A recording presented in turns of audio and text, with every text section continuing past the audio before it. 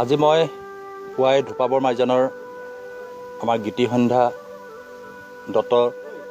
মাইনাটোৰ ওচৰলৈ আহিলোঁ, যিহেতু এটা জটিল ৰোগত আক্ৰান্ত হৈছে আৰু মই নেদেখাজনৰ ওচৰত প্ৰাৰ্থনা জনাইছোঁ যাতে খুব সোনকালে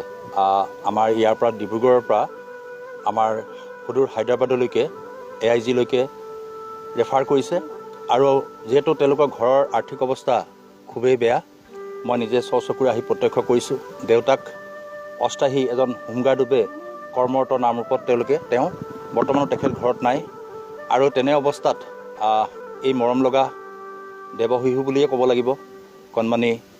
মাইনাটোক যাতে আমি সকলোৱে বৃহত্তৰ চাবুৱা লাহোৱালৰ আমি সকলো শুভাকাংক্ষী আৰু আমাৰ সকলো এনেকুৱা সমাজৰ লগত জড়িত হৈ থকা ব্যক্তি মই আহ্বান জনাম যে কণমানিটোক মই স্থানীয় বিধায়ক হিচাপে কিছু আৰ্থিক সাহায্য আগবঢ়াম, যদিও সেইখিনিয়ে পৰ্যাপ্ত নহয় আৰু সেইকাৰণে সকলো ৰাইজৰ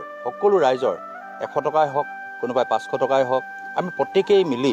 এই উঠি অহা আমাৰ দেৱশিশুটোক যাতে আমি নিৰোগী কৰি মানৱ সম্পদ হিচাপে পুনৰ আমি পাব পাৰোঁ। আৰু যিহেতু পঢ়া শুনাত